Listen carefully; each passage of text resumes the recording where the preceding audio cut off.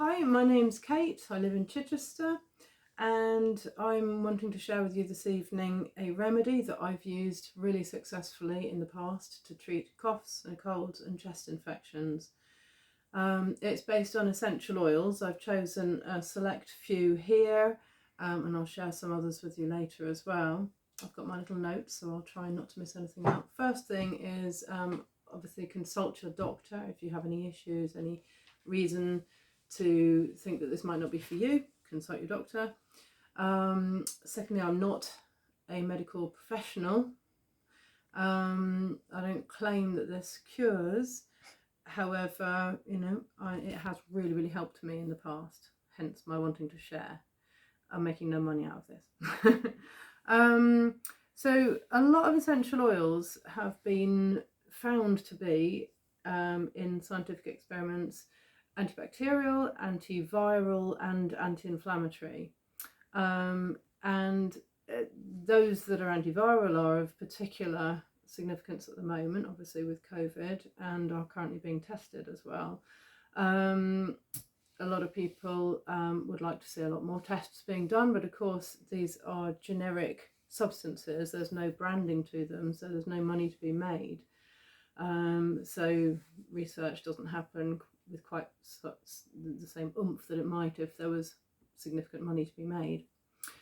Anyway, I'm going to show you how the oils that are known to be effective can be actually brought to the site into the lungs in a way that they can actually do the job that we need them to.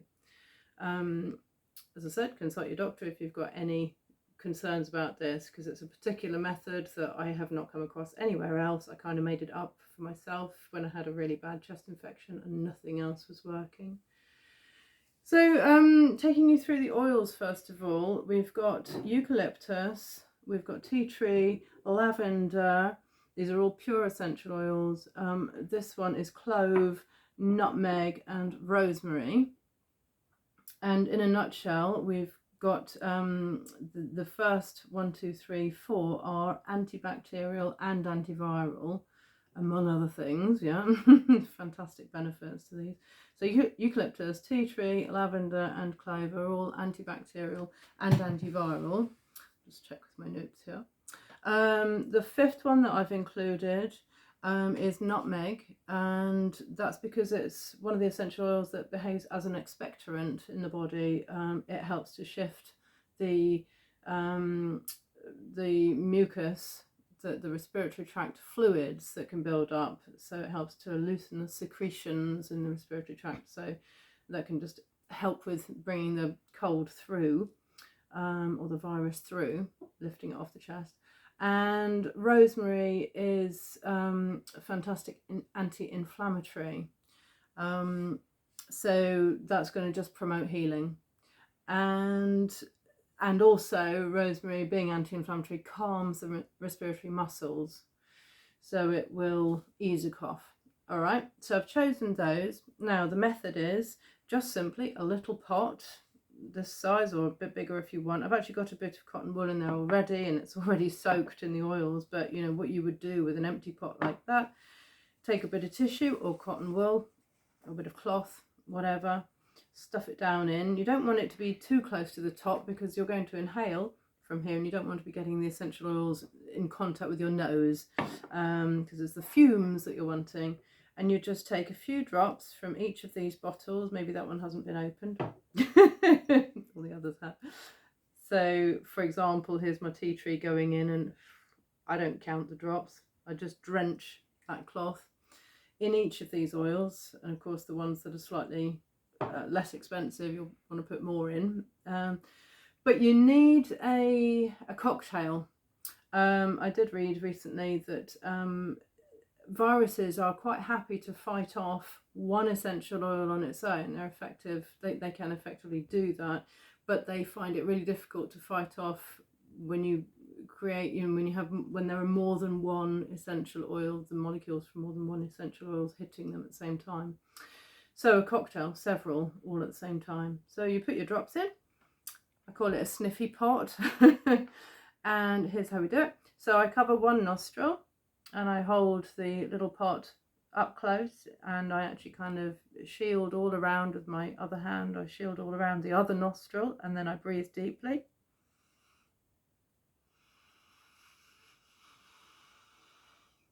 And then exhale. Exhale really fully.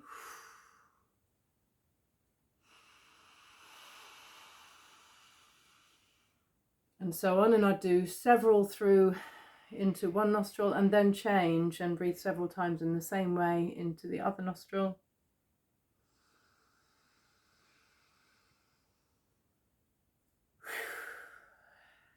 And so on.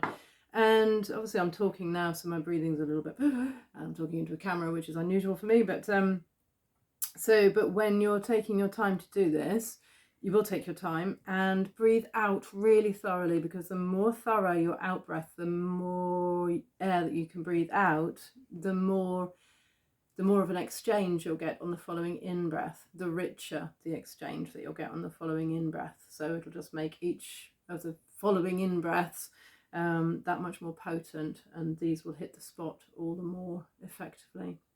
Now that's it. I would recommend, you know, I've done it when I've had a cold, or even to just stave off a cold if I've felt something coming on. I've done it like every half hour. I carry the pot around in my bag. Great to do when you're driving. I can do it one-handed these days. That sort of thing. So yeah, I mean, just you kind of feel when you've had enough, and you feel kind of sort of a saturated feeling, saturated in the fumes, and you think, okay, that's enough. That's it really, and I wish you luck with all of that if you're going to give it a go. I want to now just very quickly glance at these other oils here. Thank you, Emily. And one of them is one that you'll find at the pharmacy, actually, Olbus oil, which has been around for blinking donkey's years. I remember this, I'm sure it was around when I was a kid. And you can use it as a rub, they say, as a rub, to rub on your chest or whatever, or just to pop on your pillow. But if you use this in the same way as I've just shown you with these, and inhale really deeply, take it right to the site of the problem, be that much more effective. This contains, it has eucalyptus as one of its main ingredients, and it has the clove oil as well, and it also has juniper berry oil, which I know is also antiviral. It's got mint oil in it as well, which is nice and cooling and calming again, and anti-inflammatory, I think. The other oils I've got are black pepper. So actually, when I do a concoction, because I've got these oils, I put about 16 different oils in. So black pepper, cedarwood, cypress. Cypress and bergamot work in the same way as expectorants, the same way as the nutmeg, actually. And then clary sage, I think that's antiviral. There's the peppermint. And then I've got neroli and ginger. Ginger's anti-inflammatory again. So that's it really. Have I missed anything out? I think we're good. Yeah, that's it. Good luck. Stay safe.